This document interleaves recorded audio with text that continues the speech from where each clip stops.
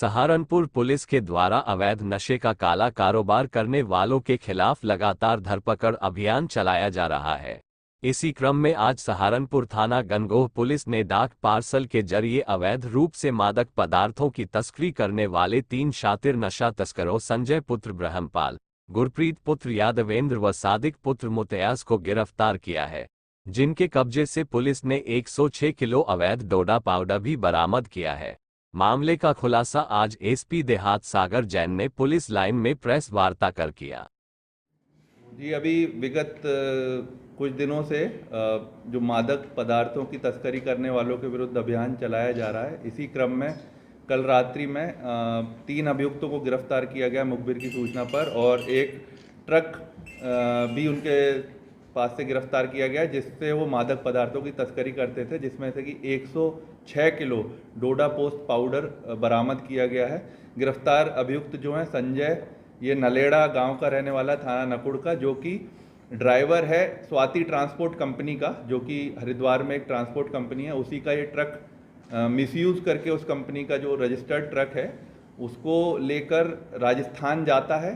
और इसके जो 2 साथी हैं गुरप्रीत और सादिक, गुरप्रीत जो है वो नकुड़ सहारनपुर बाईपास रोड पे इसका एक ढाबा है, और ये बाकी ढाबा वालों के संपर्क में आकर उन्हें डोडा पोस्ट सप्लाई करता है, और ये मेन डीलर है जो गुरप्रीत है, और उसका एक हेल्पर है सादिक। इन तीनों को कल गिरफ्तार किया गया है।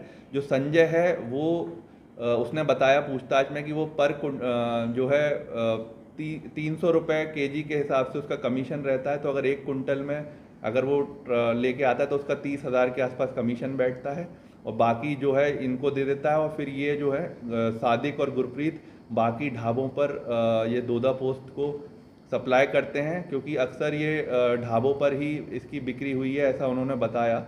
और ये जो डोडा पोस्ट है इसने बताया कि राजस्थान से लाया 106 किलो हमने बरामद किया है। आज इन तीनों को गिरफ्तार कर माननीय न्यायालय के समक्ष पेश किया जा रहा है। पूर्व में भी 1 या 2 बार ये इस तरह का कार्य कर चुके हैं। इस बार इनको मुखबिर की सहारनपुर थाना गागा लहरी क्षेत्र में फाइनेंस कर्मचारियों से हुई लूट की घटना को अंजाम देने वाले 4 शातिर लुटेरे अभियुक्तों को पुलिस ने गिरफ्तार किया है।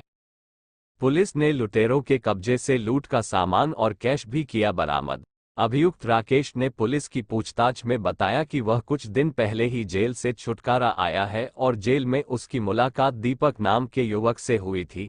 दीपक के साथ मिलकर ही उसने फाइनेंस कर्मचारी से लूट की वारदात को अंजाम देना बताया है। मामले की जानकारी एसपी सिटी अभिमन्यु मांगलिक ने प्रेस वार्ता कर दी।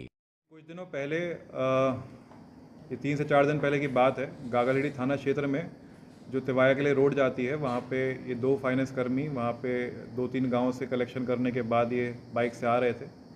तभी वहाँ पे घात लगाए हुए बैठे 3 युवक थे जो बाइक पे थे, और उनके द्वारा ये घटना कारित करी गई थी। लूट किया गया था इनसे, और इनका बैग छीन लिया गया था जिसमें एक टैबलेट था जो इनको फाइनेंस कंपनी ने दिया गया था। कुछ 75 से 77 हज़ार रुपये कैश बताए गए थे, और कुछ फाइनेंस के कागज़ थे इनके। जब हमने इसमें गागालेडी टीम ने पूरी सीसीटीवी फुटेज देखी, इनका पूरा आने जाने का रूट देखा, तब जाके क्लियर हुआ कि इसमें एक जो मेन अभियुक्त है राकेश, जो रहने वाला मूल रूप से रंडोल बेहट का है और अभी आजकल दापी गुजर में अपनी रिश्तेदारी में रह रहा है, उसी का वही इसका मास्टरमाइंड था, उसी की पूरी प्लानिंग थी।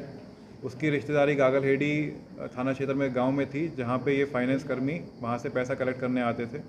उसी के द्वारा ये पूरी प्लानिंग करी गई थी, और उसी के गांव के जो 2 रिश्तेदार थे नितिन और सोनू, उनको इसने रैकी के लिए इस्तेमाल किया था।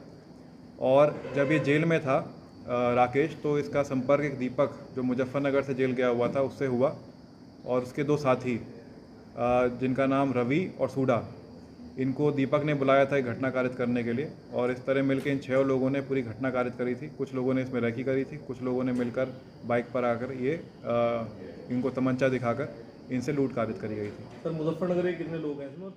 सहारनपुर में मधुक्रांति रिफॉर्मर्स वेलफेयर सोसाइटी के बैनर तले मधुमक्खी पालन के कारोबार से जुड़े लोगों ने जिला मुख्यालय पहुंचकर अपनी मांगों को लेकर प्रदर्शन करते हुए प्रधानमंत्री व मुख्यमंत्री को संबोधित ज्ञापन जिला प्रशासन को सौंपा।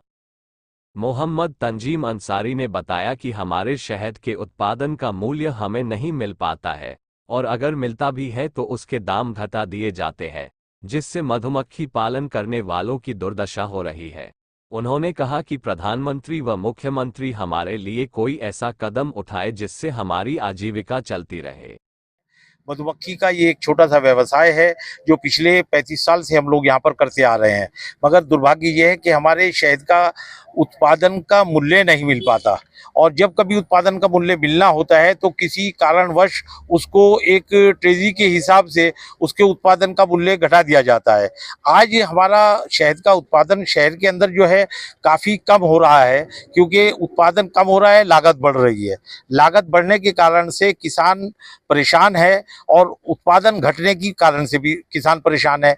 मगर जो उत्पादन शहद का हो जाता है, इसको जो हमारी फैक्ट्रियां हैं, जो शहद के खरीदार हैं, बायर्स हैं, जो एक्सपोर्टर्स हैं, वो समय समय के ऊपर इसको लेना बंद कर देते हैं।